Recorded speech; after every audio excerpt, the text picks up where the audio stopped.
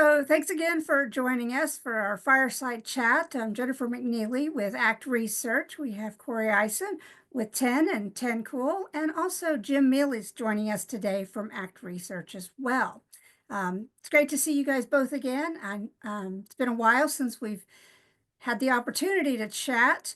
Some things have changed, and yet they sort of haven't changed. So let's start there. Actually, 2 months ago, it was the end of February, and we were just finishing the Market Vitals seminar that ACT Research holds every 6 months in Columbus. And the two hot button topics, the two sort of words of the week, were uncertainty and tariffs. So I want to start with that. Here we are, fast forward 2 months. And from the trailer industry part, trailer market part of the commercial vehicle industry, we're hearing things that we heard 2 months ago. We're hearing pause. We're hearing wait and see. We're hearing delay, those types of words. And part of what happens in the trailer industry, we need to back up a little bit and look at what's happening in the economy and what's happening with freight demand, freight movement, and capacity. And I know that rolls into what's happening, Corey, for you with 10 and 10 Cool. I want to start with Jim and sort of talk about the economy and what happened leading up to that tariff and uncertainty conversation or conversations we were hearing during the seminar. What's happened in the time since then and how this all rolls into commercial vehicles. And then specifically, Corey, if you could talk about what you're seeing from your customers, we'd appreciate that. So with that, I'll turn it over to Jim to get us started here. Thank you, Jennifer, and hello, everyone. And it's first of all, let me say it's a pleasure to work with Corey on this presentation or discussion. So let me launch into this, everyone. If there's been one thing that has been stable over the course of time since February, it's that tariffs and uncertainty remain the theme of the day, and nothing has changed in that regard. The cascade of Trump announcements, Trump administration announcements, sometimes coming from the president, sometimes coming from one of his assistants, acolytes, associates, has been going nonstop. And in fact, for both edification and to underscore the volatility, I think we have one slide here. And if you take a look at the slide, you have to use ultra fine print in order to take a look at the daily drumbeat, the cascade of announcements, some of them putting tariffs in place, some of them reversing tariffs, putting them on hold, 20% on, 20% off. And today, as we conduct this video, April 23rd, President Trump had a press conference in the White House saying that we'll probably peel away that China 145% tariff. So I can't blame customers if their heads are spinning with rapidity and they're struggling on trying to figure out how the GPS can guide them through the rest of the year. But Corey, I'd love to hear what you have to say. What's going on with the customers? Absolutely, Jim. Jennifer, great to see you again. And, kind of just to give a pulse of where we are since the last video that we did, and certainly since the seminar. Absolutely agree. Tariffs and uncertainty were the consistent theme coming out of almost every panelist that I had the opportunity to listen to. And not much really has changed in the 2 months. The only difference is that we finally have certainty that tariffs are here. So, that's been announced. And I think at this point, Jim, what I'm sensing from my customers, who are some of the largest fleets in North America, is even though we have certainty now that tariffs have been implemented, the continuing change of posture and messaging has, left people that ultimately make decisions for CapEx related items in sort of this, wait and see mentality because we don't really have a firm understanding yet of what's in place, what's going to stay in place, and also ultimately how that's going to affect the economy and the end users that, transportation plays a major role in making sure goods get on the shelves, people are buying, and consumers are stable. So from my perspective, I have, really observed and through these direct conversations that our customers are stable, particularly the larger ones, the well-capitalized, good balance sheet, national players, but they just are making do kind of with what they have right now and seeing how this cycle changes and ultimately how long it lasts. Corey, I appreciate that you mentioned the well-capitalized and some stability, because the reality is there are still some things that need to happen. I mean, we still need to eat. Now, whether it's at a restaurant or at home, we still need to eat. We still need medicine. So there are some, I don't know if you'd call them universal truths or some parts of the cycle that are there no matter what. Yeah. And so that may be part of what's driving your stability. Do you think that is the case? It's some of those core fundamental type shipments? Yeah. I kind of attribute this to there's really two levers within our business that our customers, play a role in. It's number one, replacement of existing vehicles, and that's just, based on the life cycle and the use that they have within their current operations, and also growth. So the addition of more equipment within their network. What we're seeing now, Jennifer, is replacements of existing equipment. They may be extended a little bit further, but it still needs to happen. So fundamentally, that's still driving some demand. And I'll get to kind of your question about, which pockets of industry we're seeing more strength. But generally, replacements of existing trailers in my world is still playing a role in just fundamentally driving our business, but we're not really seeing much growth from our customers right now. So, like I said, they're making do with what they have. And if they do need to add more equipment, they're coming to us for, maybe trailers that we have on the ground and not locking into a longer term commitment, and assessing what's going to happen later on when they do need to add new. As far as pockets of industry, though, that we believe are showing strength and resilience over maybe some others, is absolutely what you said.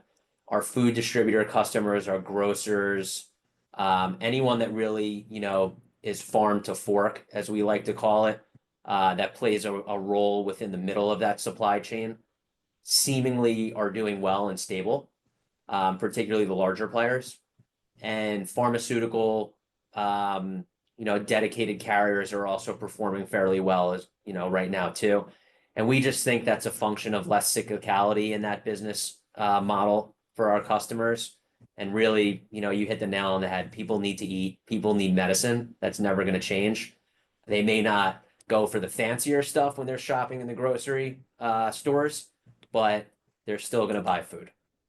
When you have the kind of an uncertain environment that we have, what I think business decision makers will do is they will, in essence, sit on their wallet or clasp their purses. They will, really button down.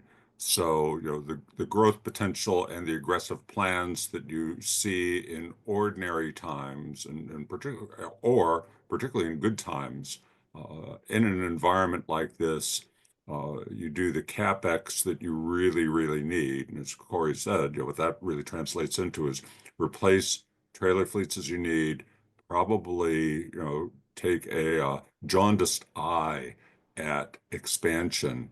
And then when you turn to households, once again, it's in the want versus need conflict.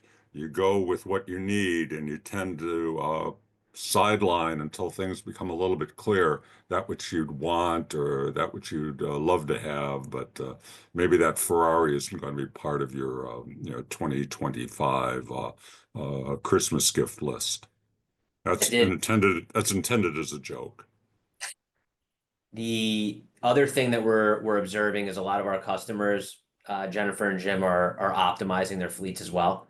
So they're taking a hard look at their operational excellence and determining areas where, maybe they can trim. And as a partner to them, through these cycles, because we've done this, over 50 years of being in business, everything's, runs through a cycle.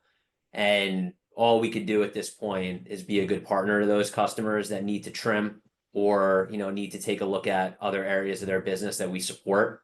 But those are the majority of the conversations that we're having right now as well.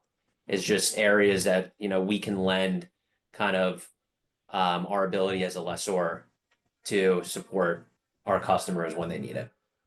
And what both of you just said really is what we're hearing as well, and also is borne out in the data that we receive. Some of the phrases you mentioned, Corey, substitution, and substitution in the decision. Do I buy now, or do I do some maintenance? Do I fix and continue to extend the life of my asset, of my trailer in particular, what we're talking about in this case? And then also another phrase that I've heard different variations of, but sort of the same theme in conversations that we have with fleets, with OEMs, and with suppliers, is that they're innovating through the adversity. We have an adverse situation, we have uncertainty, we have challenges and concerns, and we're innovating, we're optimizing, we're taking assessment of the way we do things, what we have, what we need, to Jim's point, what we want. We don't want to,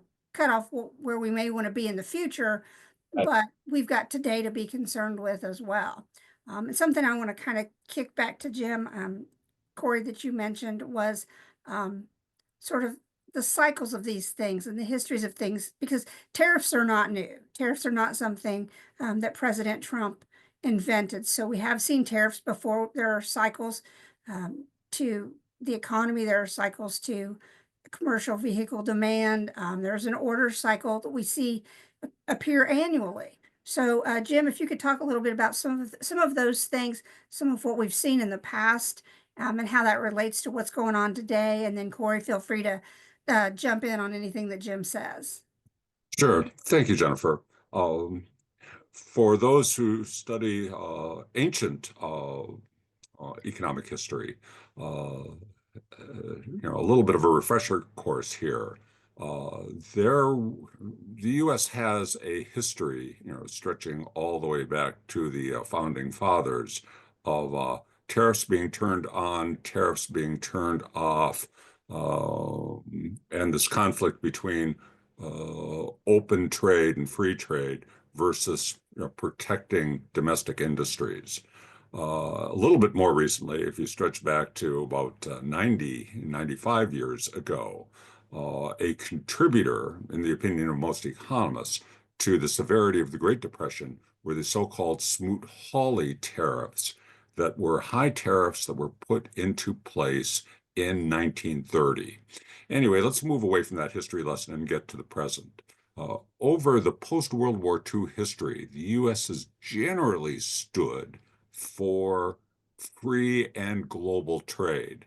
And most economists will say one of the reasons for a pretty continuous string of post-war growth and prosperity in the U.S. and globally is the fact that we've had, fairly open borders, fairly free trade. I think it's fair to say that the Trump administration has a different view based in part on some of the phenomena that have occurred over the last 15 to 20 years, particularly with regard to China. And if you take the array of tariffs as announced, the tariffs would be even higher than those put into place in the Smoot-Hawley legislation of 1930. I think the $64 question at this point is, does the Trump administration see these as a bargaining chip and a way to negotiate better and more open trade on the part of the bilaterals with U.S. Trading partners, particularly with China? So is this a lever, or is this part of a strategic policy that is going to be put into place now and will last for as long as the Trump administration, which is now almost 4 years, or so which is it? Bargaining chip or long-term policy? And that, I think, is what part of what has our head spinning, and part of the difficulty in uh, in determining a go forward path on the part of businesses. Yeah, I mean, I think, the only kind of thing that I can say to a lot of this is, you know, the tariffs and at least the announcement of tariffs and whether or not, again, they are being collected or been implemented is a different story. But just the announcement of them has certainly changed the environment on an economic basis. Um, and kind of what I'll relate it to is, the OEM side of it, at least from being an equipment purchaser. So from our perspective, what we've been hearing from our OEMs at this point is they have pre-tariff inventory because the market's been soft that still is being flown through the production process. And once that inventory has been depleted, obviously new inventory needs to be imported, and all the raw material and other areas that come from around the world are brought into the factories for manufacturing. That is when we will see some sort of assessment of price increases. As of now, from my understanding, it should be around the third or fourth quarter of this year. Obviously, it's subject to change, but we haven't really seen a large uptick in price increases as of yet. Granted, a lot of our orders that we're filling this year have been placed for, a few months, and we did get a lot of orders flowing in as a result of the pre-announcements of tariffs to try to get ahead of it. So, that was done. But I think going forward, it's going to be very difficult to navigate, the environment around what we're going to see from our OEMs, because I don't think they really know just yet. And we haven't really received firm understanding as to what our, ultimate landed cost we should expect to see on a percentage basis over and above what we quote out to our customers. So that dynamic is still really, in play for us right now. And with the shift of gears and a lot of the things that Jim just mentioned about, the history around this type of bargaining chip, we'll call it right now. We don't see kind of the light at the end of the tunnel just yet to make firm decisions, and I don't think our customers see that yet either. Yeah, and taking a cue from what Corey just said, you can make this very simple observation. When you get tariffs put in place or announced or hiked, the stock market takes a dive. When you get them put on pause, when the hold button is put on, or just for an example today with the suggestion from President Trump that perhaps these extremely high tariffs on China imports will be peeled back. That's enough to launch a stock market rally. I like to take a look at publicly traded trucking companies, and as tough as it's been in the stock market since the February 19th peak, with the S&P decline, trucking stocks have been hurt even worse. So, unfortunately, when you think about tariffs, they don't really impact services-oriented businesses. Where they really punch things out are for those of us in transportation and for those of us in goods movement, because tariffs get applied against goods. Yep. And we're definitely feeling that as well, because we're diversified, Jim, across thousands of different customer profiles. And the truckload carriers, the 3PL providers, those types of segments really, and those end user customers of ours are feeling the brunt of this right now. Absolutely. That area of our company is, I don't want to say it's struggling, it's just definitely not outperforming. But we don't have a gauge as to when that's going to improve on that side right now. And I'm not sure, if our customers would say something differently as well at this point. Thank you both for that. That's very, very good information.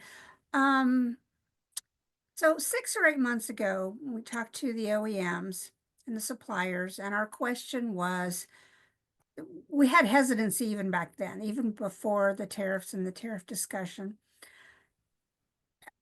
We ask, what's going to tip the scale of hesitancy? What's going to start to move this pendulum, make demand a little softer, improve demand for trailers? And some of the pivot points that they mentioned were freight demand and freight rate improvement, interest rates and the cost of capital. That was a concern. Um, improved consumer confidence from where we were at that time. And one of the things, this was pre-election, so getting beyond the election, just knowing who the president will be, getting that person inaugurated, and then seeing what that what that administration was going to look like. We have gotten past the election. We have gotten the inauguration, and enter the tariff conversations and the uncertainty. So now the answer to that question is not any of those things I mentioned. The answer now, what's going to tip that scale of hesitancy, is just the clarity, getting some clarity, removing some of the veil of uncertainty that we have so people can make decisions. And part of that then will go back to, we still need to look at freight demand. We still need to look at economics, what the interest rate and the cost of capital is doing for those who need to borrow or who choose to borrow rather than use some reserves or from their regular revenue stream. So my question to the two of you, and I'll start with Jim, and then we'll go to Corey. So how do we fix this? What's our way out? If I asked you that same question, what's going to tip the scale of hesitancy? What do you think? If we go back to what seems to be an ancient simplified world, the way it was back pre-election, back in late summer, early fall, I think the buttons that people were pushing was give me certainty, or at least give me more confidence, and if you don't mind, Federal Reserve, make things a little bit affordable with lower interest rates, and let's get this election behind us, settle that uncertainty. So that was the ambition or the hope of late summer, early fall. I think it's fair to say, and I don't want to get, down into politics, the third rail of American discussion, but I think it's fair to say that the Trump administration came out of the box with a far more aggressive program for change than anyone, Republicans or Democrats, were expecting. So instead of getting matters settled, what we've had is 100 days of very dynamic change, some of it perhaps welcomed by some parties, but a lot of it being, the drinking out of the fire hose kind of situation where you say, I thought you were going to do this. So to get right to the point, if we get a settling down of the trade issues, maybe some of these bilateral deals that the Trump administration has talked about with China, or with our Canada and Mexico trading partners, or with the European Union. If we clear the way to stability on that front, if we get some signals from the Federal Reserve that they're happy about some of these policy outcomes and that inflation is settling down, and we get a few of the promised interest rate cuts that we thought might happen at year-end 2024, those, I think, are the preconditions for seeing things settle down and for building confidence on the part of households and consumers, and clearing the way for a that kind of growth revival that we were hoping for last year. I have some doubts and a little bit of skepticism that we're going to see that anytime soon, but perhaps by year end, we'll get some of these deals, some of this settling down, and a little bit of some hope for later on in this year and for 2026 and 2027 and beyond. I'll take a different approach to that. But that was enlightening. I think, for me, Jennifer and Jim, in my opinion, it's just time at this point.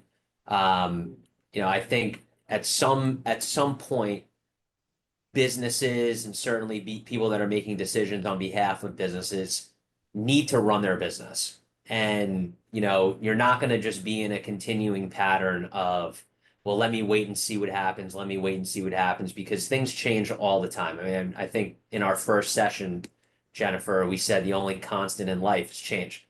So, for me, and this is kind of how we approach running our business, we know fundamentally what we need to do to be successful. And there's certain things that need to happen, whether it's buying equipment to have available for our customers, doing certain optimization things internally, whatever it may be. We need to fundamentally execute on that. And I think at some point in the near future, companies and businesses that have been on the sidelines are going to say the same thing just because they have to.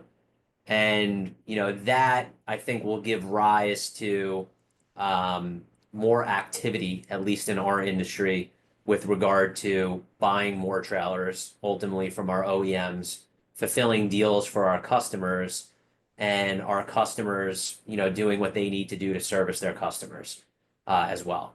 But, I do think there's going to be a little bit more pain. I think some of the, less capitalized, smaller, more fragmented players might feel it a little bit more than our larger, more national customers.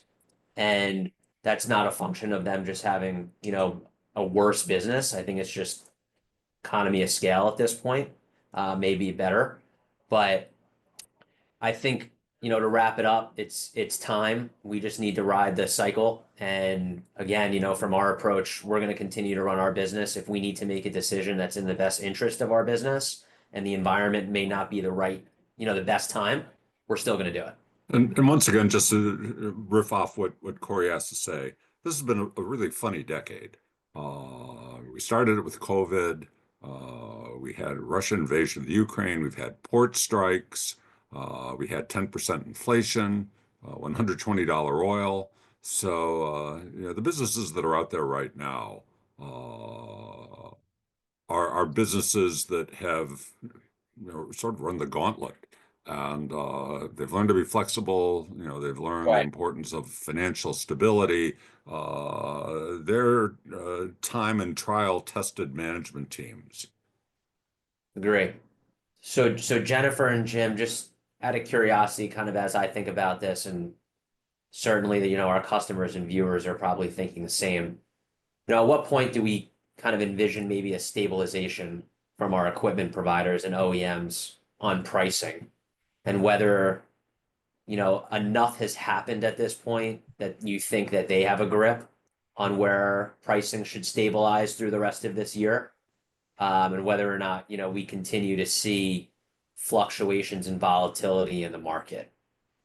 So Corey, that's a great question, and really one that I think everybody's asking. What I'm hearing from the OEMs and suppliers is that as much as we say pause and uncertainty is a bad thing, there is a good element to it, and that is that it gives time to assess where tariffs are applied, where they're not applied, what the cost is with what we know right now. I think consensus seems to be that yes, there's going to be some cost increase and some price increase, and yes, that's going to be passed along to customers. There seems to be less consensus about the percent of price increase, what that cost and price increase might be. And that was actually one of the questions that we asked of the OEMs on the monthly survey that we did last month. And the range was actually from low single digits to double digits. And by double digits, I mean past the 10% mark. So there just doesn't seem to be consensus in what that will be. Part of that because they're still in assessing the tariffs and what applies. And with what we know right now, there's also the uncertainty of what may get pulled back, or what increase that is not on the table now may come with the next announcement. So a lot of uncertainty there, a lot of assessment happening, but the consensus is there will be an uptick. How much of an uptick and when that might happen, the folks that I've been talking to are just not sure yet at this point. Jim? Yeah, it's interesting, and this is absolutely no fib on my part.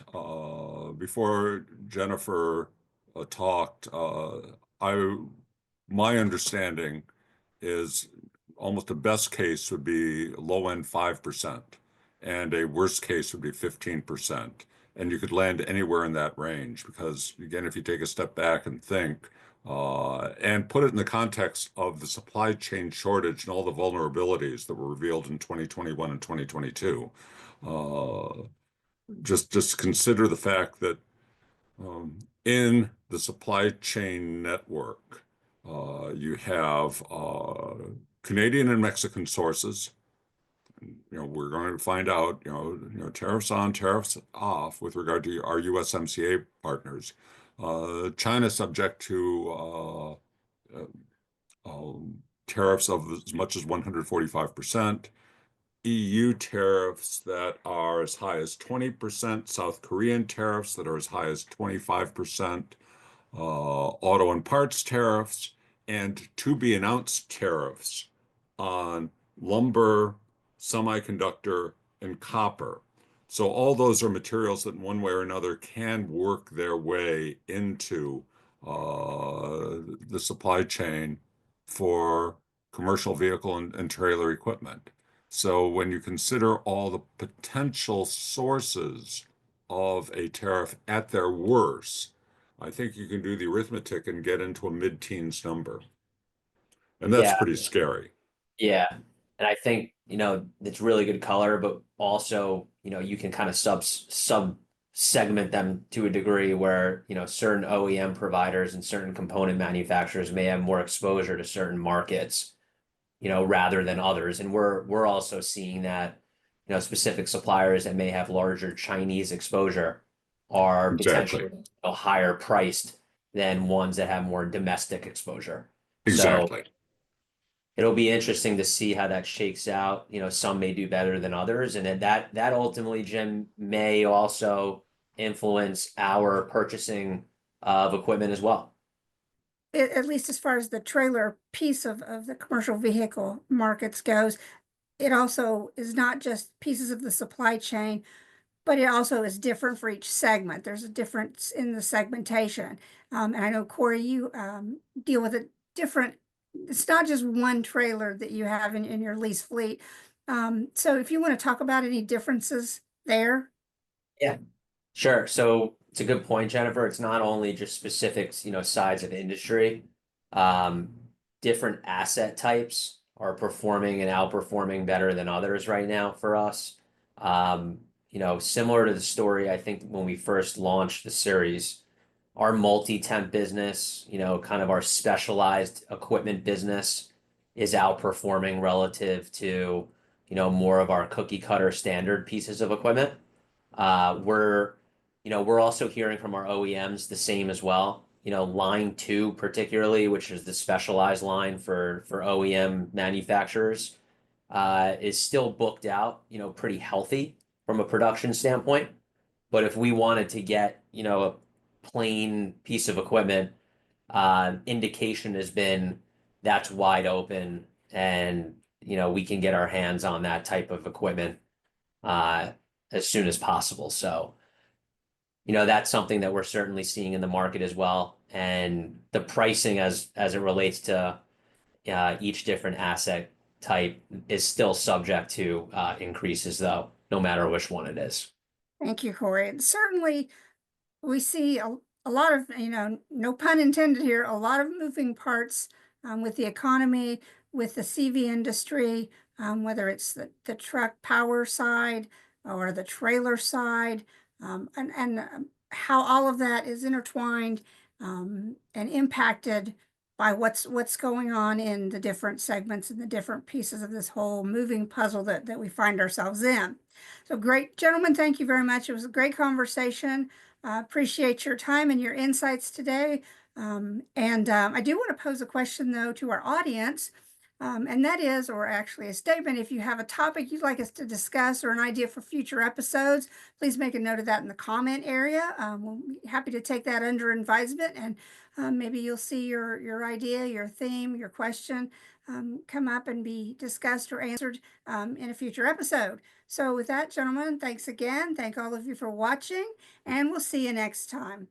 Thank you. Thank you, guys.